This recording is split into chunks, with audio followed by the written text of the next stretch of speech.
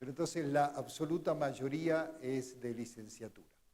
Bueno, de todos modos, como es hoy es un día de la divulgación, en esta plática yo no les voy a mostrar esencialmente ninguna fórmula, y lo que quiero es comentarles un poco alguna visión de lo que ha sido mi experiencia con trabajando en mecánica cuántica, yo durante ya un buen tiempo, ¿sí? Y que cada vez me parece más interesante porque cada vez encuentro justo esto, ¿no? De que a medida que más trabajo me surgen muchas más preguntas que respuestas, y siento que eso es lindo. A mí me parece que de los muchos significados que puede tener la palabra ciencia, la que más me gusta es la posibilidad de mirar atentamente y estar dispuesto a cuestionar todo lo que sé. ¿Sí? Yo sé que ciencia suele ser, sobre todo a nivel de estudiarla, como repetir lo que saben otros, y ser capaz de reproducirlo y aprender un montón de ecuaciones o de técnicas, y eso es necesario para hacer ciencia, pero creo que la parte más linda es justo saber que todo eso que sabemos es útil, pero no es, por lo menos desde mi punto de vista, de ningún modo una respuesta final a nada. ¿Sí? Hasta donde yo sé. Y hay muchísimas preguntas abiertas, hay muchísimo espacio para que los jóvenes vengan con ideas totalmente diferentes a ayudarnos a pensar, a plantearnos visiones totalmente diferentes de lo que tenemos. Entonces, la primera parte, que es desde mucho antes, digamos, de hace ya más de un siglo, la mecánica cuántica llegó no solamente a cambiar mucho de nuestra visión de cómo entendemos, cómo pensamos, cómo hablamos del mundo, sino mucho más ha tenido gigantescas implicaciones tecnológicas, ¿no? Entonces todos los equipos, desde ese, el proyector, los celulares que andamos cargando, usan tecnologías que están basadas en la mecánica cuántica. Entonces en ese sentido, sin duda, la mecánica cuántica es muy exitosa y muy productiva. ¿Sí? Entonces hay un par de cositas que les quiero mostrar, que son cosas que a mí me siguen llamando la atención, de las cosas que se pueden hacer. Entonces, imagínense que aquí tenemos una placa de cobre, el mismo material que se usa para hacer los cables de la electricidad, muy, muy limpia, y sobre esa placa de cobre se evaporan, se dejan caer átomos de hierro. ¿Sí?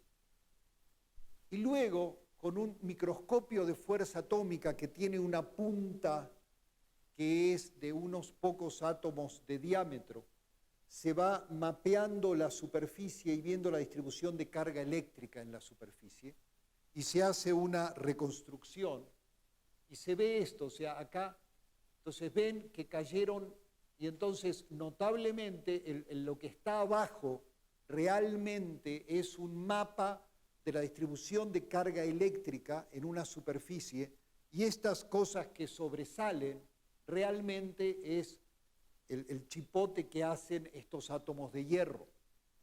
¿Sí? Entonces se está mapeando y viendo, aquí hay más carga. Y no solamente se puede detectar cuánta carga hay, sino que en el momento en que se encuentra un átomo, el microscopio se puede detener, invertir la polaridad de manera que el átomo se quede pegado a la punta, mover la punta, algunos angstroms, es decir, algunas,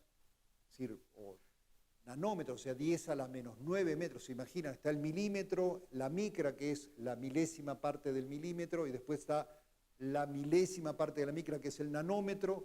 Los átomos son todavía 10 veces más chicos, entonces claramente esto es del tamaño de nanómetros, y entonces se los pueden mover. Y acá ven cómo se ha ido moviendo, se formó un pedazo de círculo, otro pedazo más, hasta poner totalmente formando un círculo a 48 átomos.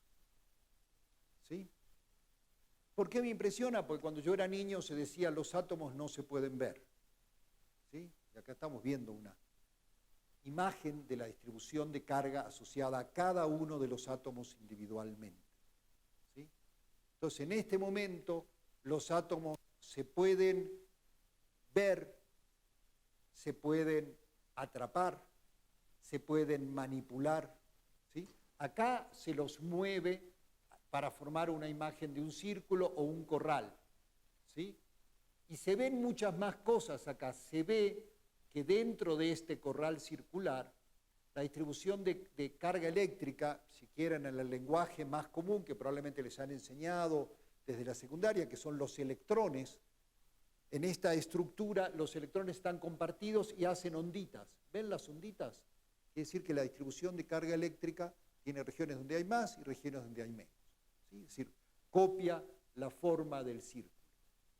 Entonces, en este momento, esta es una de muchas cosas. En este momento se puede, con la tecnología actual, atrapar átomos de a uno en una región de una micra de tamaño, ¿sí? Que es bastante más grande que el átomo, pero hay solo un átomo. Y se los puede prender o apagar a gusto. Se los puede hacer mover, se los puede poner en fila y hacerlos bailar al mismo tiempo. ¿Sí? Entonces, para mí, esto es realmente impresionante. Esto, por supuesto, en un rato, creo que justo cuando termina esta plática, hay una mesa redonda sobre nanotecnología. Esto tiene increíbles implicaciones para la fabricación de materiales, porque realmente la tecnología actual permite poner capas de un átomo de un material y luego capas de un átomo de ancho de otro material y fabricar de una sustancia a otra y fabricar materiales nuevos. Entonces, esto ha tenido implicaciones enormes. De hecho, estas imágenes son de antes de que nacieran la mayoría de ustedes, ni siquiera son muy nuevas. Pero, bueno, a mí me gusta mucho esto porque me muestra como el poder que se tiene ahora de manipular y cómo esta descripción que nos da la mecánica cuántica pues nos permite tener un lenguaje para describir estas cosas que se están haciendo aquí. Otra de los conceptos que se han ido desarrollando, que siempre me ha parecido muy interesante, es el concepto de las antipartículas. ¿Sí? Y ha dado lugar también a historias de ciencia ficción y todo. Las antipartículas están, la antimateria, si quieren, está por todos lados, no hay ningún secreto. Hay una novela que dice que en el CERN tenían guardado el secreto de la antimateria, pues la antimateria se encontró en 1930 y desde entonces está, y además están los rayos cósmicos, está por todos lados, no hay ningún secreto. ¿Sí?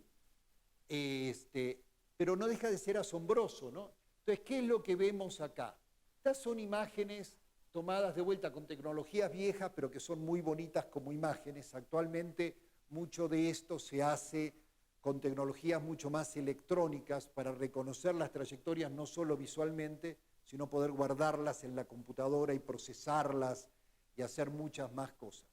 Pero aquí lo que hay es haces que están entrando a una región donde hay un material, imaginemos un material sobreenfriado, donde se producen pequeñas gotitas cuando pasan partículas cargadas. Y está iluminado de lado de tal manera tal de que esas gotitas brillan, ¿sí? O se hacen burbujitas que brillan, alguna de las dos.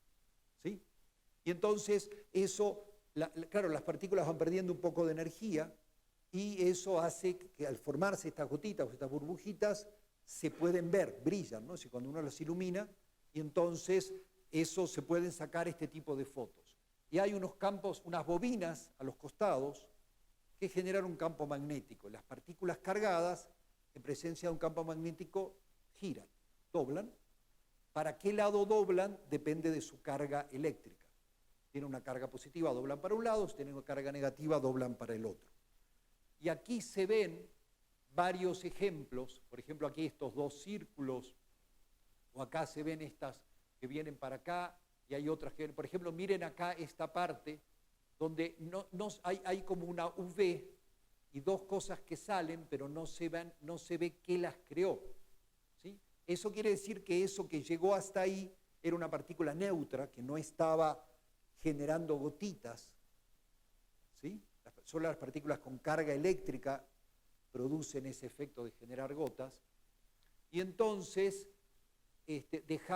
y entonces acá chocó, digamos, acá hay un gas, y entonces hay un montón de material con algo, con alguno de los núcleos de ahí chocó, y salieron dos partículas, una para cada lado. Entonces, cada vez que vemos este efecto de una para cada lado, como aquí, decimos, entonces se creó un par partícula-antipartícula. Puede ser un electrón y un positrón, o si hay más energía puede ser un protón y un antiprotón, ¿sí? Y esto pasa en los rayos cósmicos, pasa en el espacio, ¿sí? Y es muy interesante, entonces uno puede ver que hay una simetría. Muchos de ustedes, yo vi que estaban aquí en la plática anterior y se quedaron, y se habla mucho de que un poco así empezó el universo, ¿no? Con esa gran explosión, pero en una gran explosión en el laboratorio se crean tanto partículas como antipartículas, ¿sí? Y sin embargo, en este momento tenemos muy fuerte evidencia de que todo el universo que nos rodea está hecho de lo mismo que nosotros, o sea, de materia, no de antimateria. ¿Sí? Y eso es muy notable porque quiere decir que de alguna forma sobró, en esa gran explosión, algo hizo que el reparto no fuera parejo. Sobró un poquito de materia respecto de antimateria. Y nadie tiene la más remota idea de por qué. ¿Sí? Hay muchos modelos, pero yo también escuchaba al final de la plática de Hernando que les decía es que no entendemos esto, no entendemos aquello. Así es, eso es lo más bonito de la ciencia, todo lo que no entendemos. ¿Sí? Y también es muy bonito cuando eso que entendemos, de golpe con otra mirada, se explica de una forma totalmente diferente, que ya no se parece en nada a como lo entendíamos antes, ¿no? Entonces eso nos ayuda a saber que lo que entendemos ahora puede cambiar mañana.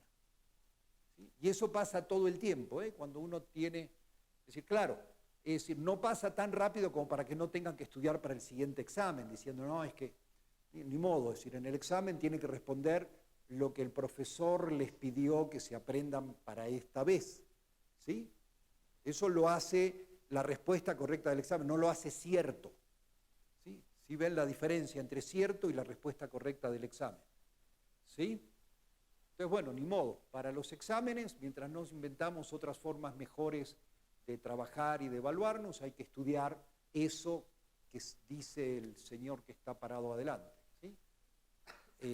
Pero entonces tenemos, ¿por qué hay materia y no hay por qué el universo es todo esto que vemos?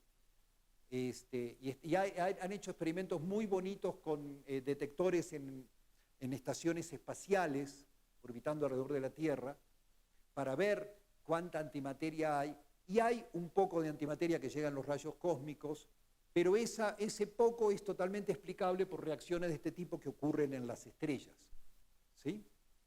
Entonces, da la sensación de que casi todo es materia. Y ese es uno de los grandes misterios. Ahora, con todo esto, digamos, y hay muchísimas otras aplicaciones en las cuales la mecánica cuántica es increíblemente exitosa. Ahí, eso. Ahora, entonces, ahí estamos. ¿De qué les quiero hablar? Justamente de algunos aspectos relativamente sencillos de los que hablamos en la física cuántica y de cómo al mismo tiempo podemos manipularlos, describirlos y tienen un enorme éxito, y sin embargo nos confunden cuando tratamos de hablar de ellos, ¿sí? Entonces, miren, esto es una idea muy sencilla. ¿Cómo hablamos del movimiento? ¿Sí? Para los que están en licenciatura, probablemente muchos de ustedes han tenido un curso de mecánica y hablaron del movimiento de los objetos, ¿sí? Entonces, para hablar de los objetos, normalmente, aunque los objetos pueden ser muy complicados, cuando tratamos de describir el movimiento a veces hacemos una aproximación muy sencilla, así que de hecho se parece mucho a aquellos de ustedes que tienen una aplicación en el celular para ver cómo se está moviendo su auto en la ciudad, verán que es un puntito, ¿no? Y eso para describir el movimiento es suficiente, aunque por supuesto nosotros, digamos, el objeto que estamos escribiendo es mucho más complicado, el propio auto en sí, nosotros que vamos adentro, todo lo que nos va pasando, pero para cómo se mueve, pues ignoramos todos esos aspectos que en otras cosas de nuestra vida son muy importantes. Para nosotros estar ahí dentro del auto es muy importante, pero entonces simplemente asignamos una posición, una velocidad y una masa, ¿sí? Y a eso lo llamamos una partícula, ¿sí? Un objeto del que vamos a describir el movimiento y no nos vamos a preocupar cómo está hecho. Es más, a nivel muy sencillo pensamos, yo ignoro, ¿sí? No me voy a fijar en nada de eso, ¿sí? Entonces, las partículas, las partículas tienen la propiedad de que cuando viajan, tienen un camino y llegan a un lugar. Cada una de estas gotitas llega a un lugar aquí, ¿sí? Y siempre llegan solo a un lugar, tienen una trayectoria, ¿sí? Siguen un camino. Y si llegan dos, pues la que llegó último se pone encima de la que llegó primero, ¿sí? Pero nunca pasa que llegan dos gotas o dos pelotas de billar o dos canicas y de golpe desaparecen las dos, ¿sí? Eso no pasa en la imagen que tenemos de partículas como pelotas, como gotas que están viajando y tienen un camino, ¿sí? Entonces, esta idea de partícula es una idea muy útil para describir el movimiento de objetos y la usamos, por ejemplo, probablemente los que están aquí, si han tomado el curso de mecánica, describieron a la Tierra moviéndose alrededor del Sol como una partícula, ¿sí? Claro que la Tierra, por supuesto, es algo muchísimo más complicado. Pero a primera aproximación, para hablar de las órbitas elípticas alrededor del Sol, funciona pensarlo como una partícula, ¿sí? Ahora, es importante, como decir, las partículas no existen, son un objeto de nuestra mente. Lo que existen son las gotas, las canicas, los planetas, las personas, los autos, ¿sí? La partícula es algo súper sencillo, muy útil para resolver problemas de física o de ingeniería, pero ignoramos un montón de aspectos para pensar que algo se comporta como una partícula, ¿sí? Por otro lado, tenemos las ondas, ¿sí? Y las ondas se describen como algo extendido. Así como las partículas están en cada momento en un lugar, las ondas siempre están en muchos lugares, ¿sí? Es decir, por ejemplo, ¿quiénes de ustedes han participado en la ola en un estadio de fútbol? ¿Pueden levantar la mano? Ah, poquitos, yo pensé que más. Bueno, pero quizás la han visto en la tele, ¿sí? Entonces, uno no puede decir, yo voy al estadio acá a ver a los Pumas y voy a hacer la ola yo solo. Yo me paro, hago así, no hago la ola, ¿sí? Para que la ola funcione, tiene que haber muchas personas que se mueven y además no solo que se mueven, sino que se mueven en forma organizada, ¿sí? Si no, no hay ola. Entonces, por eso decimos que la ola es un fenómeno colectivo y es un fenómeno extendido, ¿sí? Y la idea de ondas es muy útil, ¿sí? Nos permite describir en una cuerda, las olas en el agua, pero en particular lo que caracteriza a las ondas es, acá ven, esto es una imagen de dos pelotitas pegando en una charola con agua, iluminada de lado, de manera tal de que las olas se ven de un lado blancas y del otro lado negras. ¿Han visto en Universum alguna cubeta de olas como esa? ¿Alguien la ha visto? Podría levantar la mano si alguien vio en Universum algo como eso. 1, 2, wow. Bueno, en Universum solía haber, no sé si todavía existe, pero solía haber una de estas. Lo más interesante acá son estas zonas en el medio. O sea, si yo pongo un corcho acá, el corcho va a subir y bajar con las olas. Si pongo un corcho a flotar aquí, no le va a pasar nada, ¿sí? ¿Por qué? Porque cada vez que llega una ola de acá que lo quiere levantar, está llegando una de acá que justo lo quiere bajar. La diferencia de caminos hace que, si bien estos dos se están moviendo al mismo tiempo, como tienen caminos diferentes, hay regiones donde justo cuando una sube el otro baja y no pasa nada.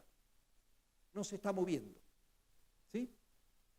Eso se llama interferencia. ¿Sí? Acá hay otro fenómeno parecido de que la ola entra y se abre en círculo. Pero ven esto de que hay regiones donde llegan dos ondas y no hay nada, es lo más característico de una onda. ¿Sí? Se llama el espectro de interferencia. ¿Sí? ¿Han visto ustedes alguna vez, quiénes de acá han visto un patrón de interferencia de la luz? ¿Podrían levantar la mano? ¿Algo?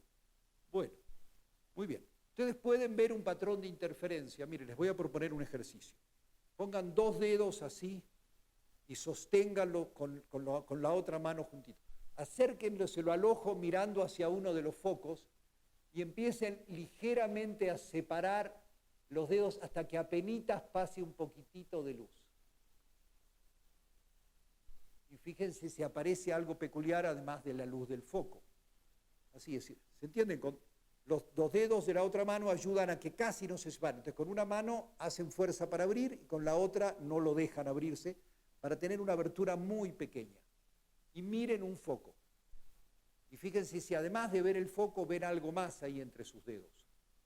¿Qué más viste? ¿Viste unas líneas?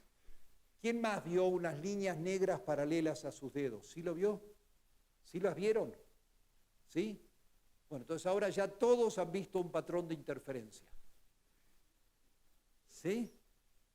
Es la ligerísima diferencia de camino entre la luz que pasa por un lado de la rendija y el otro llegando a nuestra retina, hace lo mismo que eso. ¿Sí? Y entonces la luz del foco, en lugar de llegar completa, hay zonas negras. ¿Sí? Solo por las diferentes, digamos, acá no hay dos, hay toda la rendija se llena de luz, pero cada una tiene caminos diferentes. ¿Sí? Y al sumarse todos, hacen que haya zonas donde no hay luz. Claro, esa luz no desaparece, toda esa energía de la luz se va a las regiones más brillantes. ¿Sí? Ahora, ¿por qué esto es interesante? Porque ahora vamos a hablar un poquito más de luz. Un aparato, este es un cristal que se llama un divisor de haz. ¿Sí? Este divisor de haz tiene un haz láser entrando por acá, hay una parte que se transmite y una parte que se refleja. ¿Ven los tres haces? Está muy, muy bonito. Y esta es una representación esquemática de lo mismo. Entra la luz por acá, una parte se transmite y una parte se refleja. ¿Sí? Porque esto es interesante. O sea, hubo un debate a lo largo de muchos siglos sobre si la luz se podía describir como ondas o como partículas. ¿Sí?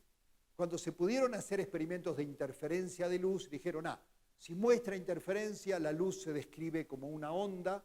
Eso fue a principios del siglo XIX, y a fines del siglo XIX, cuando se terminó de construir la teoría electromagnética, fue mucho más allá. Dijeron, no solo es una onda electromagnética.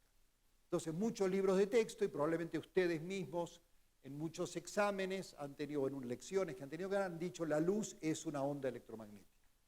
¿Sí? ¿Sí les ha pasado a algunos de ustedes decir esa frase? ¿Sí? Muy bien.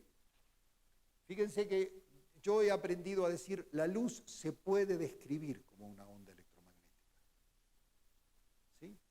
Y verán, es que me he vuelto un poco maníaco con el uso de ciertas palabras, así pasa uno en la vejez. Entonces, acá hay un ejercicio muy simpático. Yo mando un pulso de luz, esto lo divide en dos. Y si la distancia a este detector y a este son iguales, mandamos un pulso así, pic, un pulsito nada más con el láser, y entonces estos dos detectores, un tiempo después, que son unos pocos nanosegundos después, hacen clic. ¿Sí? Si los detectores están hechos para detectar la luz, Cuando detectan la luz, guardan la información en una computadora o nos avisan. ¿Sí?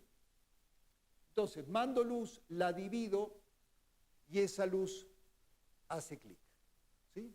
Y eso es muy interesante. Ahora, si atenúo el láser, o sea, si le pongo algo para que mucha de la luz no pase y pase menos, igual hace clic, necesito detectores más sensibles, ahora la cantidad de luz que llega es menor. ¿Sí? Y va pasando eso. Yo lo puedo atenuar una, otra vez, hasta un láser como este, es hasta 1000 millones de veces. Y de golpe pasa algo totalmente inesperado. Cuando lo empiezo a atenuar más, solo uno de los dos detectores hace clic. Y ya no más los dos al mismo tiempo. Eso quiere decir que llega un momento en que el pulso, el paquete de luz, ya no se puede dividir más. ¿Sí? Es decir, un divisor de haz divide la luz, ¿sí? Así como si yo agarrara, fíjense que esto es muy parecido a lo que ustedes les han contado de la materia. Yo agarro un pedacito de plástico y lo puedo cortar con un cuchillo en pedacitos, ¿sí? Hasta muy chiquititos, pero sabemos que hay un límite que tiene que ver con las moléculas o con los átomos donde ya no lo puedo romper más. ¿Sí? Entonces, esto que se ve muy suave, muy continuo, sabemos que si me voy a una escala mucho más chiquita, no, está hecho de paquetes, que llamamos moléculas, átomos. ¿Sí? Pues resulta que a la luz le pasa lo mismo.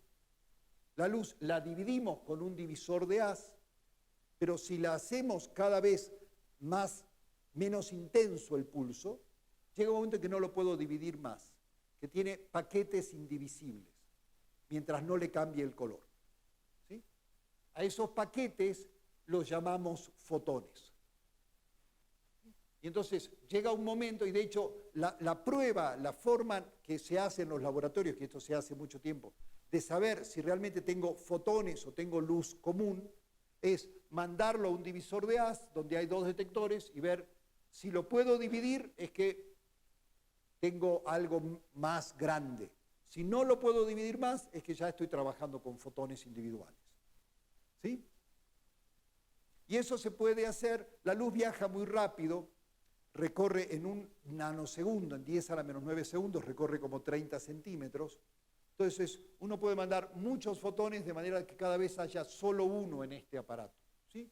Igual puede tener 1 millón por segundo, o sea, no requiere demasiada paciencia hacer estos experimentos. Ahora, uno podría pensar, entonces acá tenemos otro aparato donde tengo dos divisores de haz y unos espejos. Entonces si se fijan, esto es lo mismo que teníamos en la figura anterior, pero ahora agregamos otro divisor de haz aquí. ¿Sí? Esto se llama un interferómetro. ¿Quiénes de ustedes han tocado un interferómetro con sus propias manos? ¿Podrían levantar la mano? Poquitos. Bueno. Ya si estudian física o alguna ingeniería que tenga que ver con óptica, lo harán. Si no, los invitamos a visitar un laboratorio de óptica. Aquí tienen una imagen de cómo se ve este mismo aparato ya montado en el laboratorio sobre una mesa óptica. Y estas fotos fueron tomadas aquí en la Facultad de Ciencias, ¿sí? Por los colegas del laboratorio de óptica. Entonces, ¿qué pasa? Acá entra luz, una parte viene por acá, otra viene por acá y acá se juntan de vuelta. ¿Sí? Entonces, separo la luz en dos y aquí la vuelvo a superponer, digamos, esta que entra por acá y esta que entra por acá, por ejemplo, este de acá, una parte se transmite y una parte se refleja. Y este de acá, una parte se refleja y una parte se transmite. Y se suman. ¿Sí? ¿Y qué es lo que se ve en cada uno de estos? Yo pongo una pantalla, veo esto y esto. O sea, veo un patrón de interferencia. Lo mismo que veía antes con las olas. O lo mismo que vieron ustedes con sus dedos. ¿Sí? Este es rojo porque está hecho con un láser rojo. Entonces, como dividí la luz en dos y después la volví a juntar, resulta que hay partes de la pantalla donde llega luz y partes donde no llega luz y están oscuras. ¿Sí? ¿Está bien? Ahora, ¿qué pasa si tapo aquí? ¿Qué pasa si tapo aquí con la mano, con un cartón? Entonces, la mitad de la luz que viene por acá ya no va a seguir viajando porque lo tapé. La luz viene por acá y aquí se divide, pero ya no tiene nada con lo cual sumarse o restarse. Entonces lo que veo es esto, la misma mancha, nada más que la mancha dividida a la mitad. Ahora había una mancha en esta y una mancha en este, ¿sí? Pero sin rayas, ¿sí? ¿Qué me dice eso? Me dice que si tengo la luz que se divide y viaja por los dos brazos del interferómetro, tengo interferencia, ¿sí? Si la luz viaja por un solo lado del interferómetro, no tengo interferencia. ¿Está bien? Ahora, ¿qué pasa si mando fotones de a 1 por 1? ¿Sí han visto lo que pasa? Algunos han visto videos en YouTube de qué pasa cuando mando fotones de 1 por 1. Lo que pasa...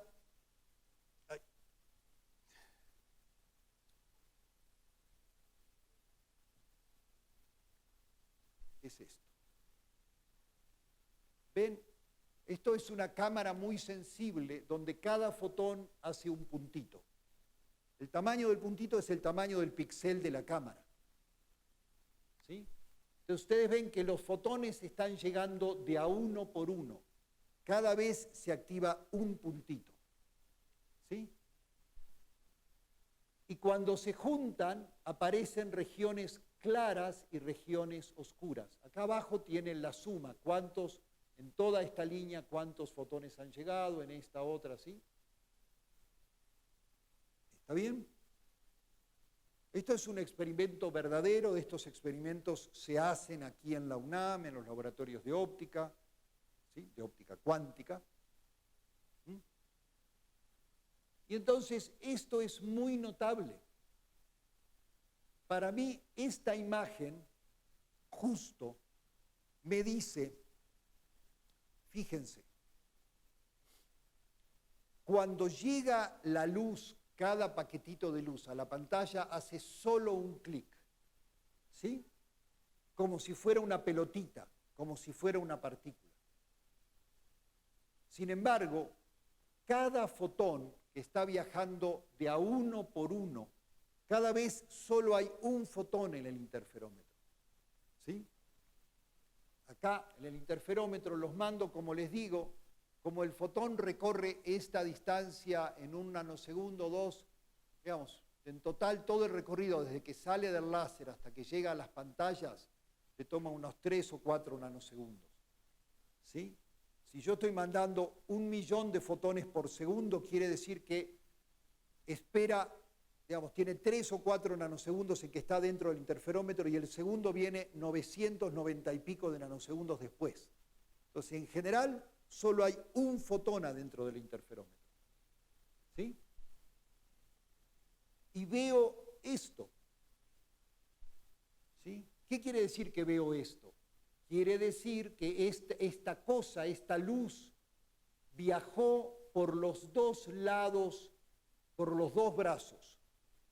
Pero cuando llegó a la pantalla solo hizo un clic. ¿Sí? Y esto es justo la magia, la duda, la confusión, como quieran decirle. ¿Sí? Viaja como una onda, se detecta como una partícula. ¿Sí? Partículas y ondas son conceptos contradictorios. Uno es extendido, el otro es localizado. Uno siempre se suma, el otro se suma y se resta.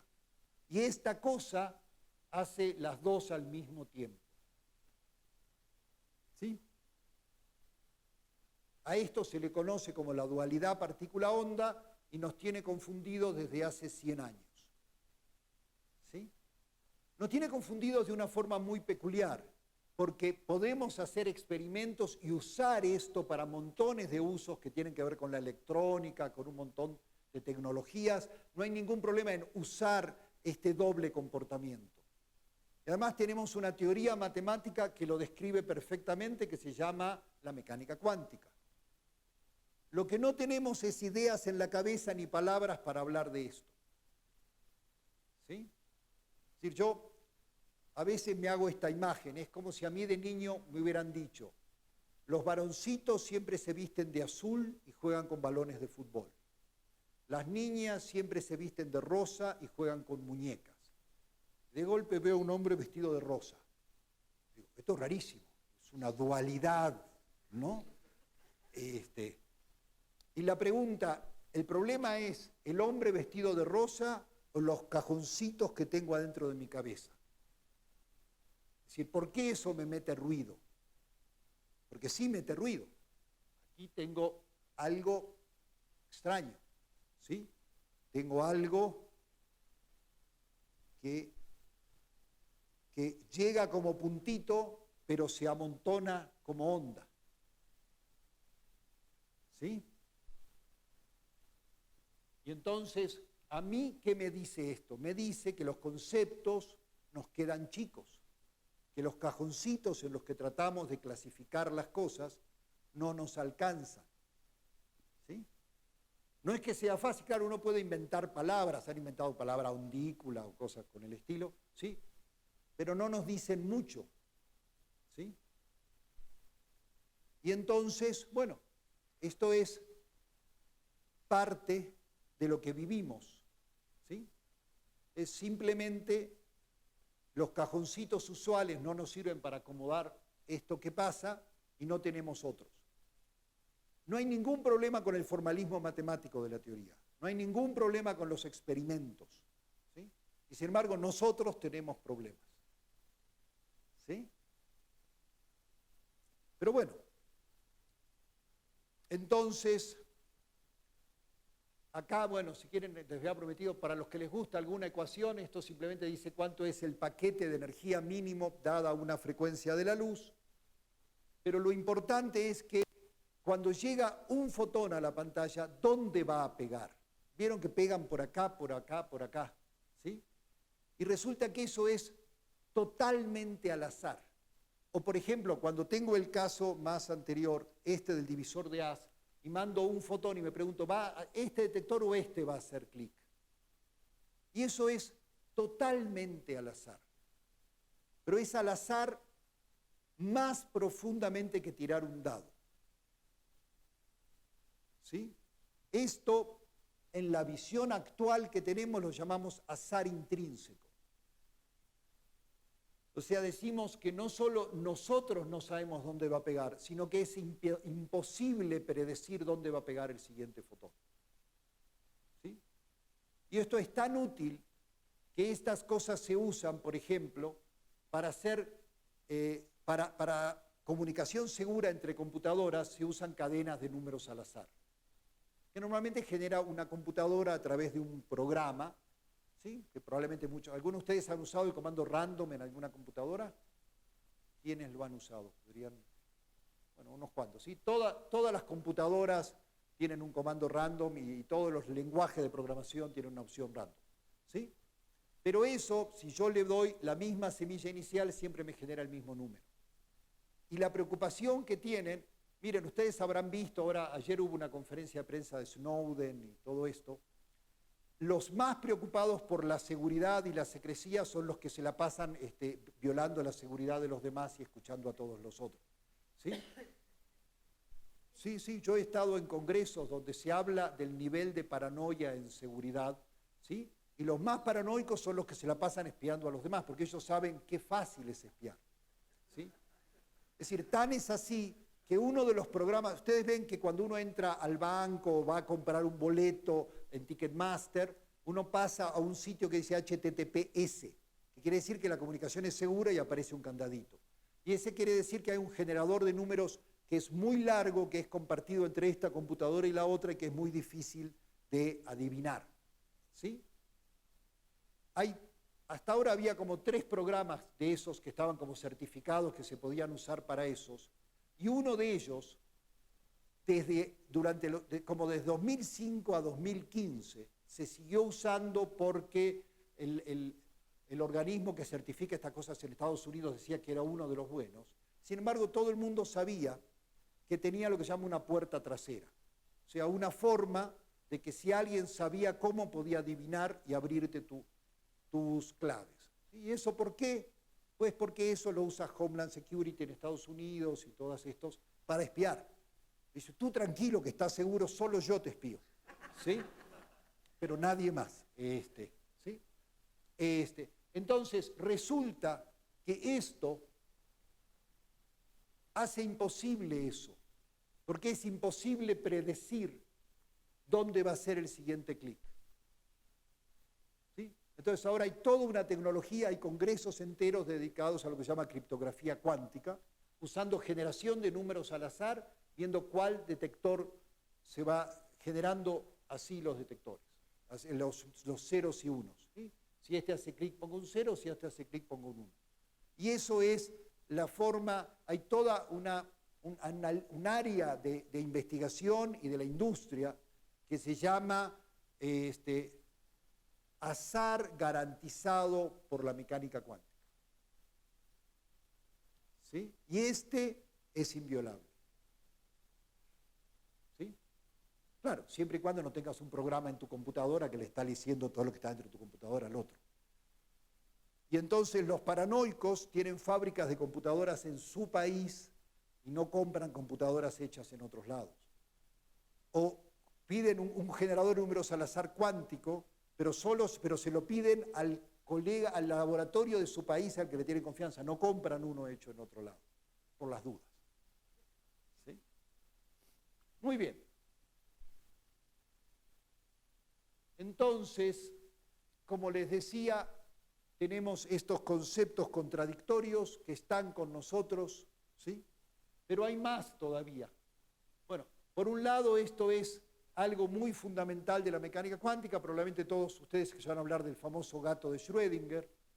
Es notable, cuando Schrödinger propuso la idea del gato, la idea es, tengo aquí una fuente radioactiva que tiene, digamos, en un minuto tiene una probabilidad de 1/2 de decaer o no. Si decae, suelta este mecanismo, cae el martillo, rompe el matraz, se cae el líquido que suelta un gas venenoso y el pobre gato se muere. ¿Sí? Después de 1 minuto, la probabilidad de que el isótopo haya decaído y se haya muerto el gato es de 1/2.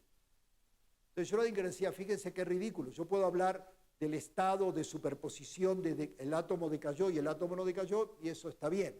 Pero hablar de un gato vivo y muerto es ridículo, ¿no? Y entonces Schrödinger en 1950 decía, es que quien intente usar la mecánica cuántica para un objeto grande, ¿no? Es decir, quien la quiere usar más allá de una propiedad estadística, está loco, no entiende nada. Y era Schrödinger, el de la ecuación de Schrödinger, uno de los padres de la mecánica cuántica. ¿Sí? Sin embargo, ya en los últimos 15 años se han dado por lo menos 3 premios Nobel por la capacidad de hacer estas cosas en sistemas, bueno, ahí lo tienen. Esto es un poquito lo que pasa. Y entonces ahora hay toda una tecnología de creación de gatos de Schrödinger. ¿Sí? Y entonces todo esto que parecía imposible se puede hacer con cantidades, ¿no? con estados de la materia que se producen en el laboratorio, que se producen aquí en este instituto, con átomos fríos, ¿sí? Con conjuntos de fotones, ¿sí? Entonces se puede. Y ahora la pregunta, en realidad no es por qué vemos estos estados superpuestos en el mundo microscópico. La pregunta es por qué no los vemos siempre. ¿Sí? ¿Por qué no vemos esta mesa acá y acá al mismo tiempo? Es al revés. ¿Sí? Antes era, no, esto está muy raro. Y ahora es, bueno, está muy raro, pero cuando uno manipula los átomos, los fotones, todo pasa todo el tiempo, ¿no? Y con cosas más grandes sigue pasando todo el tiempo. ¿Sí? Se ha hecho con moléculas grandotas como carbono 60 y se está haciendo con objetos mucho más grandes. Sin embargo, algo pasa que en nuestra vida cotidiana las cosas solo están en un lugar y no muestran estos efectos. ¿Sí? Esa es un área muy activa de investigación y está en la lista de las cosas que no entendemos. ¿Sí? Por otro lado, otro fenómeno muy interesante es la conexión. La mayoría de los estados a nivel microscópico son estados colectivos. ¿Sí? Es muy raro que un fotón, un electrón, ande por ahí solito, sin estar conectado por otros. Casi todo el tiempo forman estados que se llaman enredados. Y esos estados enredados tienen la peculiaridad de que pasa esto, por ejemplo, dos electrones que uno está girando para un lado y otro para el otro. El spin es el eje alrededor del cual gira. Si gira así, el eje está para allá, si gira aquí, el eje está para allá. ¿Sí? Entonces uno dice, ay, nos crearon de manera tal de que uno esté para cada lado. Nos separamos mucho, ¿sí? Y ahora, si yo apunto para arriba, tú vas a estar para abajo. Y si a mí me miden y apunto para abajo, tú vas a estar para arriba, ¿sí?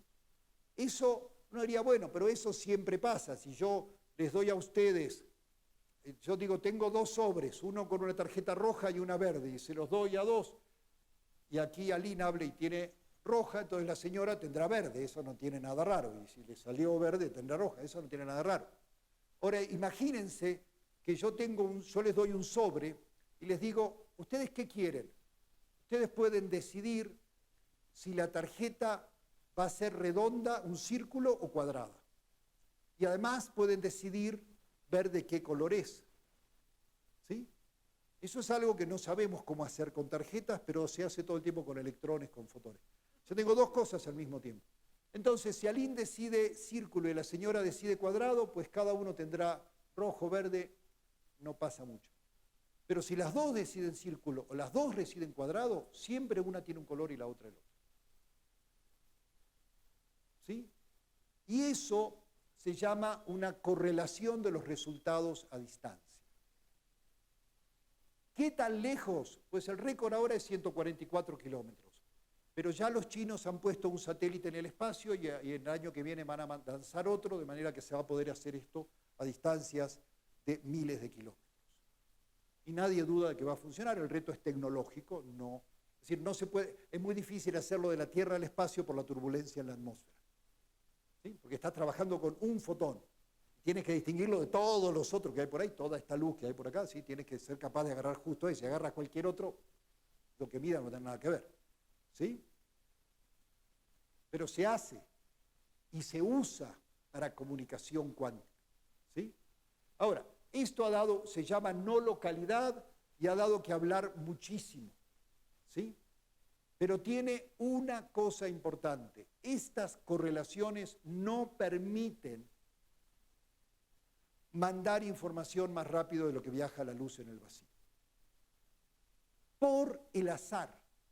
O sea, ellas dos pueden decidir si quieren medir círculo o cuadrado, pero no tienen forma de controlar si lo que van a ver es rojo o verde. Eso es totalmente al azar. ¿Sí? Entonces, hablamos, son no locales, quiere decir que aunque estén lejísimos, siempre si uno saca rojo, el otro saca verde, ¿sí? Son contextuales, ¿qué quiere decir? Que si las dos deciden medir redondel, van a tener correlaciones. Si las dos deciden medir cuadrado, van a tener correlaciones. Pero mientras no deciden medir, no es ni redondel ni cuadrado, o es las dos cosas al mismo tiempo, no sé qué es peor. ¿Sí? Si decir que no es ni redondel ni cuadrado, o que es redondel y cuadrado al mismo tiempo, no sé, no me decido. ¿Sí? Pero eso junto con el hecho de que el resultado es al azar, no nos permite transmitir información.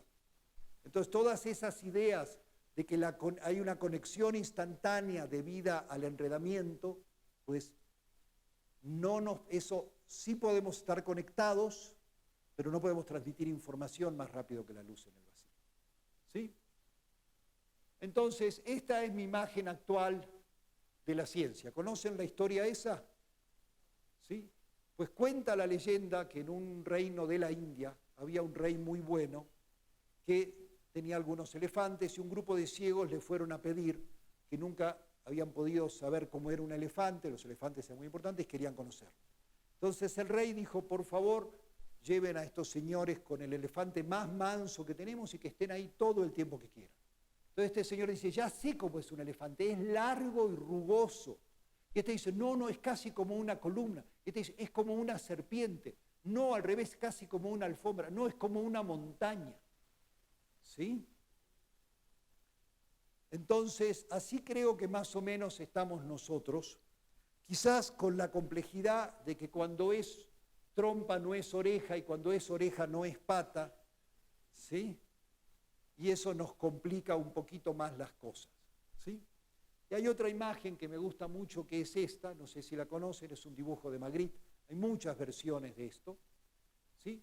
Y abajo dice en francés, esto no es una pipa, ¿sí? Y hay muchas interpretaciones de por qué esto no es una pipa, ¿sí? La más obvia es, yo no puedo tomar esa imagen que está ahí proyectada en la pantalla, ponerle tabaco y fumar, ¿sí? En todo caso, eso es una representación de una pipa, ¿sí? Y da para muchísimo más. Magritte se divirtió muchísimo jugando con eso. Tenía algunos donde había dos pipas, y no era una pipa porque eran dos.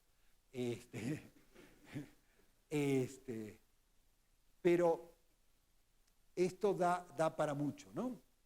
Pero bueno, con esto termino. Muchas gracias.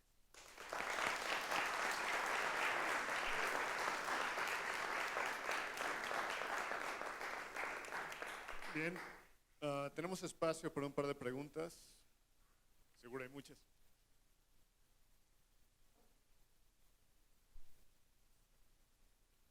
Todo clarísimo con la mecánica cuántica.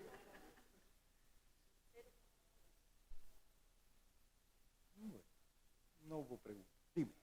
Gracias.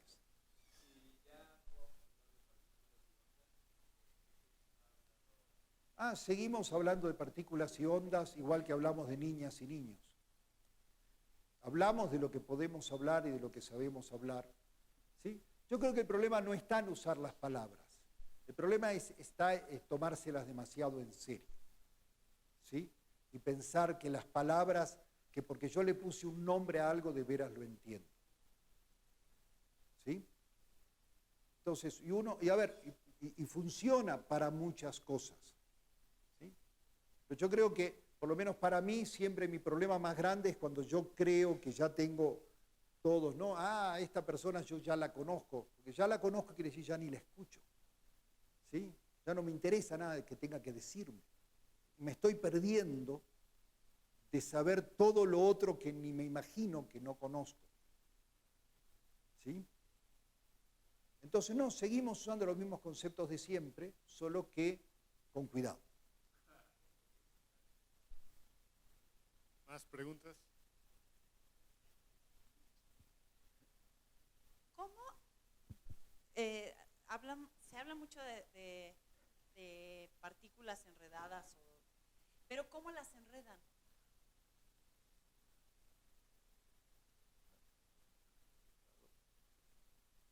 En el laboratorio de Alfred Uren de óptica cuántica aquí, mandan láser a un par de cristales muy delgaditos y esos cristales, la mayor parte de la luz casa, pero hay un poquitito de luz que sale hacia los costados y esa sale con una propiedad de la luz que se llama polarización, que es muy, aunque tiene que ver si la luz oscila así o oscila así.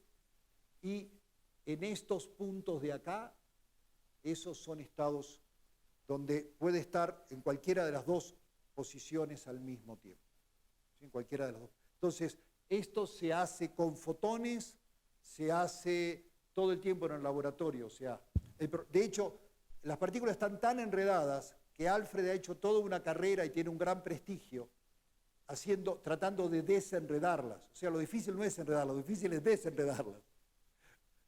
Bueno, a lo mejor me faltó preguntar, ya que están enredadas, Sí. ¿cómo le hacen para aislarlas, digamos, y poder hacer estos experimentos de la distancia enorme? Porque aquí se pone un objetivo de microscopio conectado que enfoca la luz en una fibra óptica. Aquí va a haber una fibra óptica y aquí va a haber otra, porque están separados, uno está acá y el otro está acá. Con un objetivo de microscopio se le enfoca en una fibra óptica y una vez que está en la fibra óptica la llevas para donde quieras, ¿sí? En el caso de los experimentos a muy grandes distancias lo hacen con radiotelescopios. En las Islas Canarias hay 2 grandes radiotelescopios a 144 kilómetros de distancia, y los radiotelescopios usualmente miran al cielo. Lo que hicieron fue girarlos, que uno se mire con el otro, y como están en rango de visión en línea recta, digamos, nadie ve 144 kilómetros, pero las antenas sí, se pudieron comunicar entre ellos.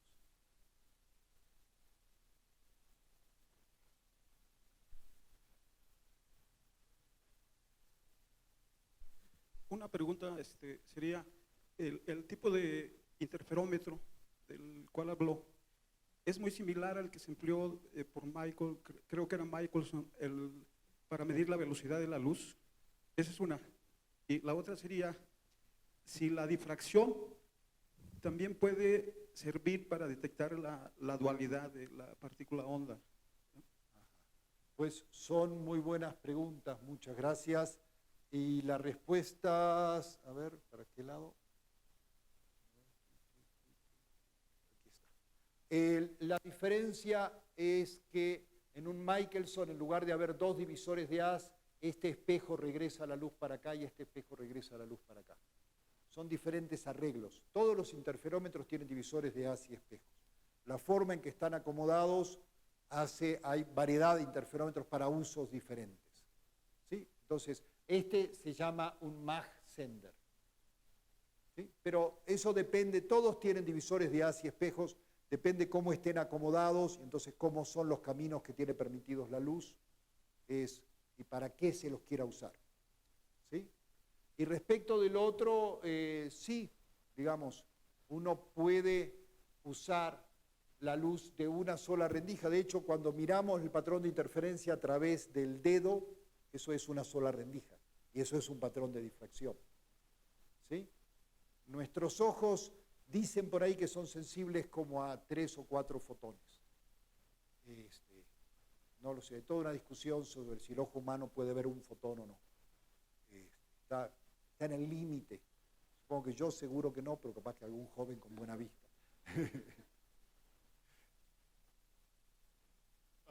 Una más, brevísimo.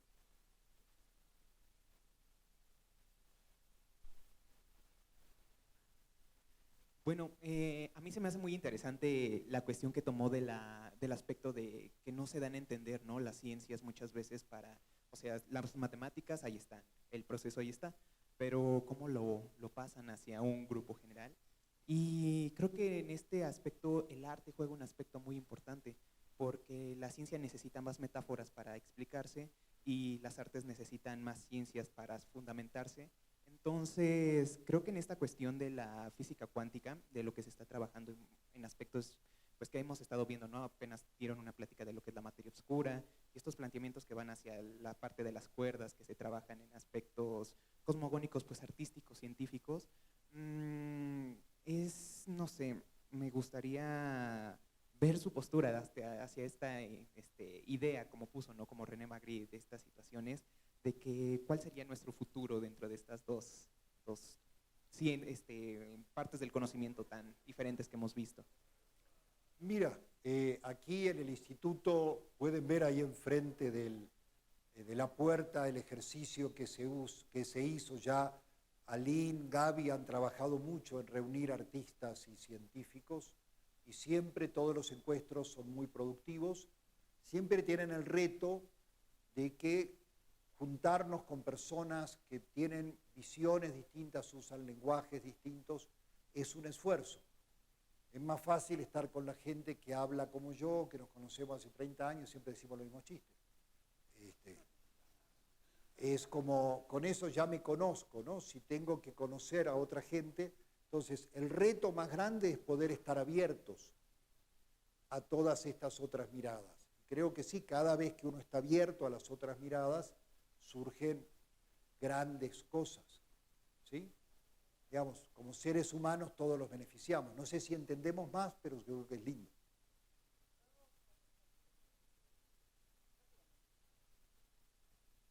Mira, lo que sí ha pasado es que los científicos que han estado involucrados con proyectos artísticos, verdaderamente artísticos, porque luego te dicen, ay, cuando ciencia y arte se juntan, pues que el niñito haga la pinturita de la partícula. No, sino verdaderamente respetando la disciplina lo que nos hemos dado cuenta es que nuestros científicos han aprendido a apreciar otras metodologías fuera de las utilizadas en la ciencia para reconocerlas como útiles para lograr objetivos muy específicos. Y se han dado cuenta que las metodologías que usan tanto los artistas como ellos no son tan diferentes. O sea, utilizan los mismos sistemas de planeación, tienen que hacer un montón de gestión, tienen que hacer un montón de preparación. Los artistas han venido a aprender ciencia aquí con nosotros, a aprender duro, ¿no? Pero los científicos también han aprendido mucho de las metodologías del arte para poder hacer su propio trabajo. Eso es lo que ha pasado. Quizás para complementar, yo tuve la suerte de estar en el comité tutoral de un estudiante de letras que hizo su tesis doctoral sobre el libro El hipogeo secreto de Salvador Elizondo, que si pueden no lo lean. Yo lo leí porque es mi estudiante. En fin, Elizondo tiene obras más bonitas. Pero esa es una obra muy complicada. Él pensaba que iba a tener que ver con cosas como fractales y no, terminó mucho más teniendo que ver con otras, como con nudos, bandas de Moebius y otras cosas que seguramente Elizondo conocía y usó explícitamente. Entonces sí, yo me divertí mucho, aprendí. Este estudiante asistió a mi curso de introducción a cuántica, no entendió nada, pero él lo escuchaba como si fuera poesía en japonés. ¿Sí? Entonces lo usaba para inspiración, ha escrito unas novelas muy bonitas, ¿no? Y seguimos siendo muy amigos y charlamos muy a gusto. Perfecto. Agradecemos al doctor Jorge Hirsch. Si tienen más preguntas.